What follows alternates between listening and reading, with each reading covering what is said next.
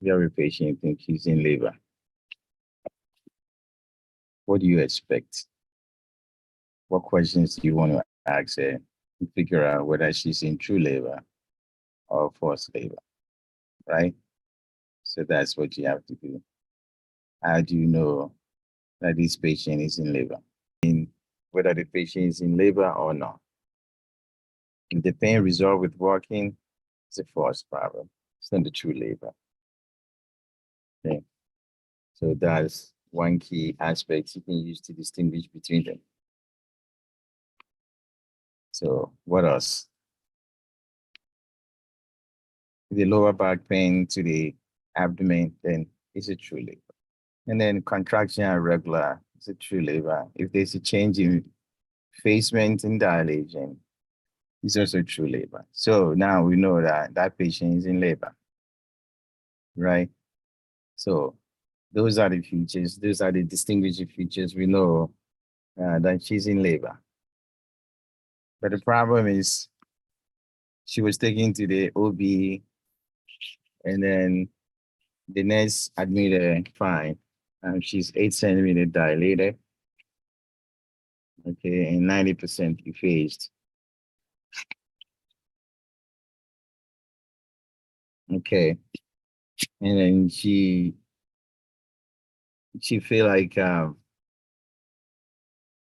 she want to have a bowel movement or the edge to push. How do you, and she said the onset of pain started 2 hours ago. What is your diagnosis?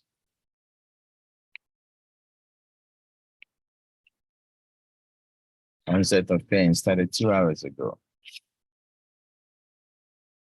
8 centimeter dilated, 90% effaced. Feel like she want to have a bowel movement, edge to push. Onset started 2 hours ago. What is your diagnosis? I mean, you have to be able to make this case study easy. So this is a case study I'm walking you through continuously, slowly but sure, to show you how, when you learn, you should pay attention to, right? So this is a diagnosis of precipitous labor, basically. A labor onset, and then having these kind of features is what we call precipitous labor. So that's the problem. Your job is to help with the labor. Don't worry about it. Just figure out and then help with the patient. There's nothing you can do. You can't stop this. Okay, she's already 80% effaced, and then 90%. 8 centimeter dilated, 90% effaced, and edge to have a bowel movement. And the new graduate was standing there, and he asked the nurse, okay, what stage of labor is that? I want to know what stage is that. I have no clue. You told me this lady is about to have a baby, precipitous labor, and she's like 8 centimeter dilated, 90% effaced, edge to have a bowel movement, and then the new graduate asked the nurse, whoa, what is this? What stage of labor is that? Can be second phase. So she's in a transition zone. So she's in a transition zone, getting to the second stage of labor. She already had an edge to have a bowel movement. She passed active stage. And so what would the nurse, other symptoms she would expect? What do you expect? She complain of nausea, and she feel like she want to vomit, maybe trembling,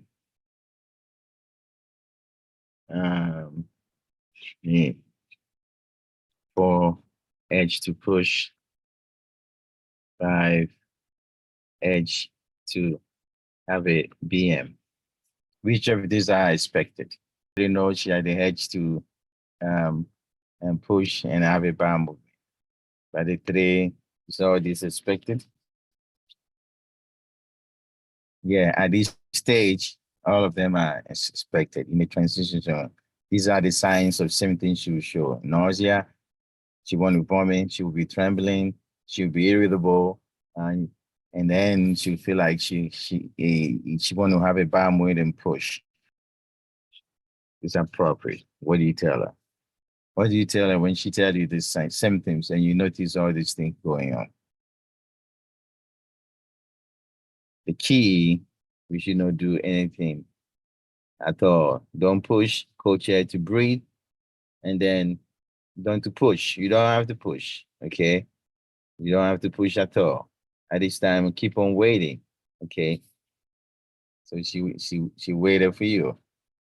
A few 30 minutes later, so 30 minutes later, she's now 10 centimeter dilated, 100% effaced. And then you see she's like class 3 station, basically. And you see the baby head crowning. So you have to assist with delivery, right? She's already in stage 2, and then the baby is already crying. So we got to deliver the baby. We got to deliver the baby, and the baby was delivered as expected, right? Baby was delivered, no problem at all. Okay, 2 hours later, every OB case that will happen. So which one is concerning? So concerning, not concerning. This is the assessment that you did. So what do you want to see? What do you think is going on? What do you worry about? So a boggy uterus is not good, right? Displaced to the right is not good. Above the umbilicus is suspected finding. It's just 2 hours postpartum. This may be, it depends on the way they worded it. Okay, I intentionally leave it like that. 2 hours, from 1 to 3 days, you should see some clots in the lochia. So this, I will leave it that way. Maybe expected finding because you just had a baby, there may be some clot. I put lots of clot. I can take this off and I say she has clots in it. It's an expected finding. 18 hours later, no, she's like 48 hours later in a uterus is 20 centimeters from the pelvis. So he's at the umbilicus. Is this concerning or not concerning? It's 48 hours later. Uterus still at the umbilicus. Is it concerning or not concerning? Above the umbilicus. Supposed to descend 1 centimeter each day. 8 hours is supposed to be, it should have descended 2 centimeters down. So every centimeter each day. So this is concerning. So we got to pay attention and then make sure she's not bleeding still. Okay. Well, we figure out, we fix everything. We did our massage. We put a Foley in. You know, I don't have to go through that. You know that she had a Foley placed because of the displaced uterus. We did our massage. We checked the lochia again. No more clots. So we fine. What else do you need to do in the postpartum stage? What else do you have to do? What else do you have to do? What are the things, your assessment postpartum?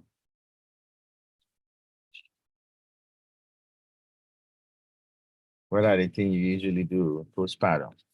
Postpartum, what do you do? Fair, you got to check the breast, right? Examine the breast, check the uterus. Uterus supposed to be what? Firm, contracted, and small as much as possible. You also have to check the bowel and the bladder. Make sure they pee, make sure they have in bowel movement, right? You check your lochia.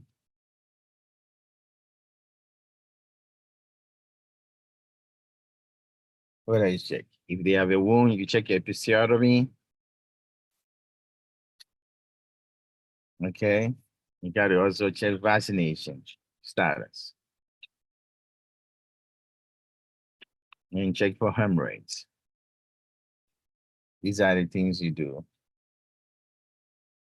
Now, the baby was taken to the nursing. Okay, he went to the nursery. The baby went to the nursery, and then assessment was done. Okay, now this is what was done. AFGAR score in 1 minute. This is what we obtained in 1 minute. So 1 minute. What is AFGAR score? It's pink, it's fine, you get 2. Sports is 90, it's less than 100, you get 1. A grimace, you get 1. He's flexing, you get 1. He has a weak cry, you get 1. So you get a total of 6. This is okay in 1 minute. Okay, if you get the same thing in 5 minutes, yeah, that means it's less than 7, that's a problem. It's not a problem, we just have to repeat it again and make sure it's greater than 7. So, but this is fine. The kid is okay. So I've got score 1 minute is fine. 6 is fine. You just have to repeat it again. And 5 minutes, yeah, it's 5 minutes is still less than 7, then it's a problem. But the first 1 minute is okay. So this is the what was noted, and then we waited. We did 5 minutes later. It was like 8, so it's good to go, right? But the nurse was not satisfied. He said, "Well, I'm not satisfied with what I saw. Let me do extensive assessment." So we did an extensive assessment. Which one is not concerned? It's the same thing. Am I concerned? Am I worried about it? If you're not, then don't worry about it.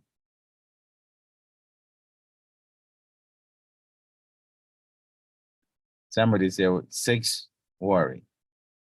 Say worry about 6 worry, 1, 2, 3, no worry. So 6. Somebody says 6 worry.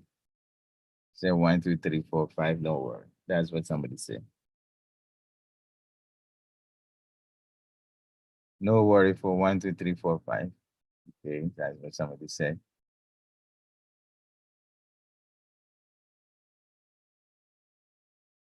So this is Emilia. Okay, that's no worry. Posterior fontanelle is very small. No worry. Anterior fontanelle is diamond shape. No worry. Swollen labia, no worry. It's all steroids. Thin white discharge, no worry. So this is the only thing we have to worry. So Monroe reflex is not there. The kid has no Monroe reflex. I'm worried about it. Okay, so 6 is normal.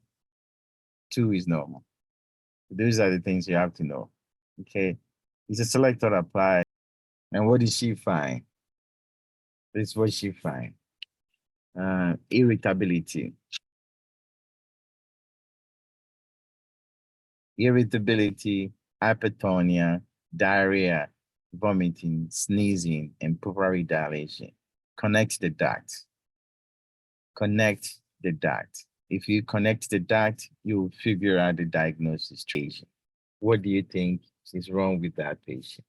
It cannot be failure to thrive because the patient still is in a hospital. So it cannot be. So what do you think? We worry about all of them, I know, but what do you think? It cannot be dehydration. Look at the symptoms and see what can be causing it. Sepsis will not affect pupillary dilation. What will cause pupillary dilation and cause vomiting and diarrhea? How would the board ask you? You would not say opioid withdrawal because the kid, we don't know the kid has opioid on board, but there will be a name for it. What do you call it? What do you call this? Excellent. NAS, somebody got it. Neonatal Absence Syndrome. You hear it all the time. This is what it is. This is the way the kid is usually withdraw from mostly opiates. So neonatal. I feel like I have to go there. Somebody asked me before on YouTube, and then this is what it is.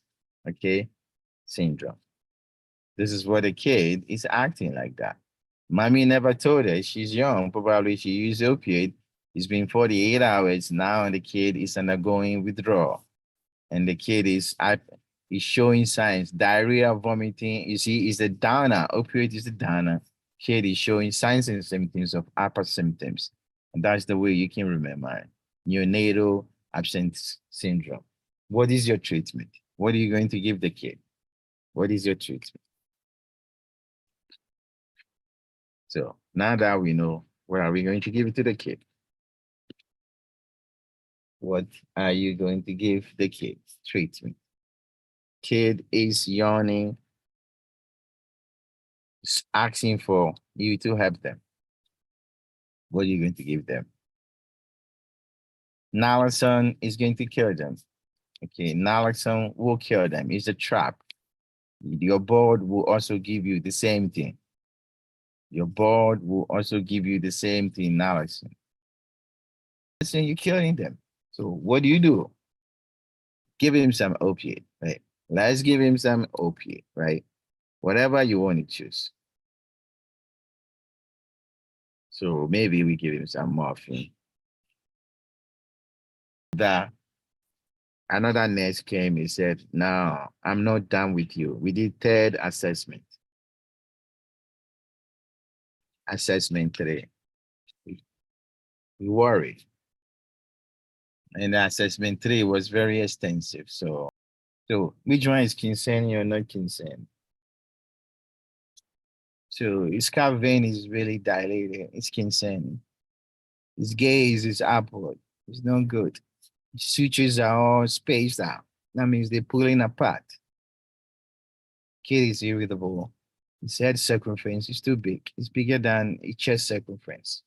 The chest circumference is fine. And anterior fontanelle is bulging. This should give you a clue that something is going in the kid head. What is going on in the kid head? Probably he has ICP problem. So his ICP is too high. That's why he's acting like that. So that is the major problem for the mother. Now the kid is in trouble. Okay? If the kid is in trouble with this finding, what do you want to do? What do you want to do? These are the findings with a high ICP. So which of this is an indicator? So yeah, 0.9% is not indicated. D5W is not indicated. Mannitol is indicated. Head of the bed, 30 degrees, neutral position, antiemetic, and less stimulation as much as possible is indicated for the kid and to help with that. The kid may probably get a chance to help with the drainage, probably as hydrocephalus, that's why it's causing the problem. But that's what we're going to do to help with that. Okay? So that's that case. And then the mommy, she's in a postpartum ward. And she started complaining of shortness of breath, calf pain,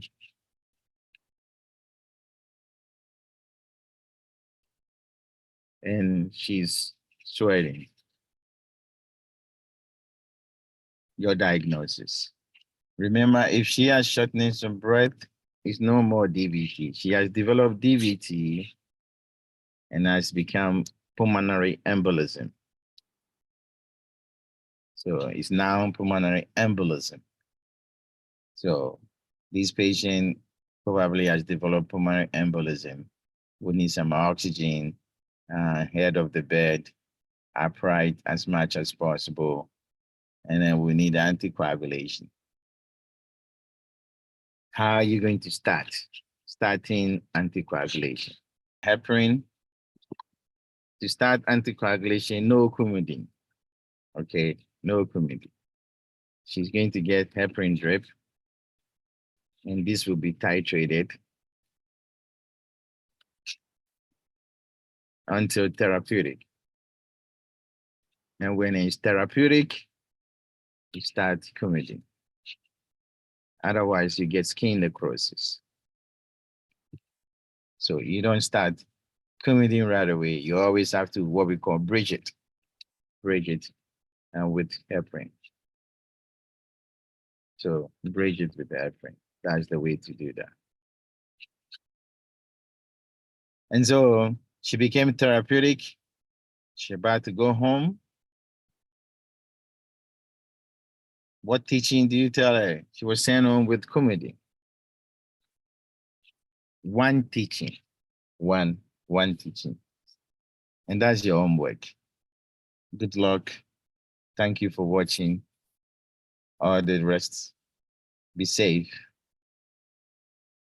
And good luck in your exams. Thank you for watching.